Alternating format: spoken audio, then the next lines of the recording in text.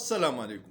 کم قومونو چې ترقي کړې ده نو هغوی ډېر لوی محنت کړی، په شارټکټ نه دي راغلی. هغوی ریسرچ کړی، هغوی سبق ویلی، هغوی ساینس کې ترقي کړی، هغوی د کتاب سره شوق ساتلی، د کتاب سره یې مینه کړې.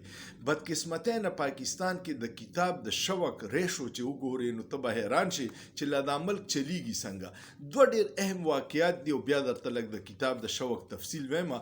یو واقعیت دا دی چې په اسلام آباد کې یو آکسفورډ یونیورسټي پریسو د کتابونو دکانو اب بند شو. ډېر زوړ دکانو، ډېر زیات بهترین بوکس به پکې میلاوېده او د بندېدو وجه غالبا دا ده چې په تاوان روانو څوک کتابونه نالي، د هغوی سیل نشته.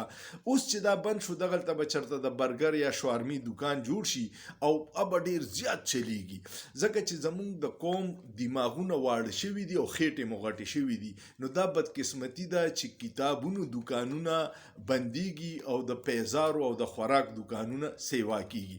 دویم خبر دا دی چې په لاهور کې یو څو ورځې مخکې یو کتاب میله شوې وه او هغه هم ډېره په سوشل میډیا وایرل ده. دا کتاب میله ریپورټ چې بیا راغی نو ته به حیران شي چې پای کې څه فوډ سټال هم لګېدلي وو. نو په کتاب میله کې 1200 شوارمې خرڅې شوي دي، 800 د بریانۍ پیکونه خرڅ شوي او کتابونه صرف 35 خرڅ شوي. 15 کتابونه خرڅ شوي او د دې په مقابله کې شوارمې او برګر او بریاني ډیره زیاته خرڅه شوي. نو دې نه اندازه وکړئ چې زمونږ د قوم ترجیحات څه دي او مونږ ترقي ولې نه کوو. او مونږ چې کم نظام تعلیم دی نو صرف د نوکرۍ دپاره ډیګري والا خلک پیدا کوي، قابلان خلک یا ریسرچر یا ساینټسټ هغه په دې نظام کې نشي پیدا کېدی. بیا ما لږه ډیټه وکړه چې پاکستان کې په دنیا کې د کتاب لوستلو کې په شوق څومره په کم نمبر دی. نو د دنیا 98 ملکونو کې چې سروې وشوه پاکستان نمبر په 98 ملکونو کې په 96 نمبر دی، چې د زمونږ نه لاندې صرف 2 ملکونه دي، یو برونای دی او یو افغانستان دی. هغې کې د کتاب شوق نشته او زمونږ په 98 ملکونو کې 96 نمبر دی. نو بیا مونږ ګیلیم کوو چې مونږ ترقي ولې نه کوو. بیا مې یو بل ډیټا کته په ویکیپیډیا باندې، هغې کې دا ده چې 75% پاکستانیان چې دي هغوی د سره د کتاب شوق نشته.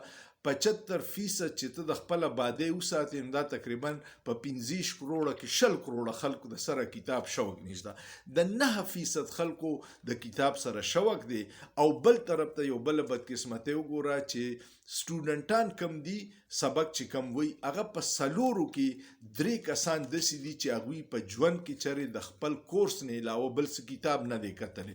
او کورس زمونږ څه دی، تش د رټې دپاره دی، ګایډونه دي چې مونږ تش پیپره 15 سوالونه په امتحان کې پاس کړو، ډیګري والو. علم نه زده کوو. علم دپاره به ته د خپل سبجیکټ ریلیټډ مختلف آترز د مختلف مصنفین کتابونه ګورې نو ستا په علم کې به اضافه وشي. او دا مونږ چې څه کوو نو دا صرف رټې لګو، د کورس کتاب ګورو. نو په 4 کې 3 طالب علمان داسې دي چې هغوی په ژوند کې د خپل کورس د کتاب نه بل کتاب ټچ کړی نه دی. نو دا یو صورتحال و د کتاب د شوق چې کم قومونه د کتاب شوق کوي هغه څومره په ترقي، او کم قومونه چې صرف علم د تعلیم د ډیګرۍ دپاره چې ماته به سرکاري نوکري میلاو شي هغې دپاره کوي. نو کم ځای ولاړي، تاسو ته اندازه په خپل وشوه. کوشش کوئ چې خلک دا وایي چې کتابونه ګران دي. پیزا په 2000 ده او برګر عام هم په 1500 روپۍ دی او کتاب عام په 800 روپۍ.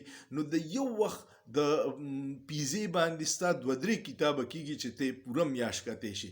نو امید لرم چې تاسو به د کتاب شوق شروع کوئ په هر موضوع چې ګورئ، خو یو کتاب ګورئ دې سره به ستاسو ذهن کولاویږي، وسط به پکې راځي، د الفاظ ذخیره به په علم کې به مو اضافه کیږي، په یو محفل کې ناستې خبرې به ستاسو خوند کوي.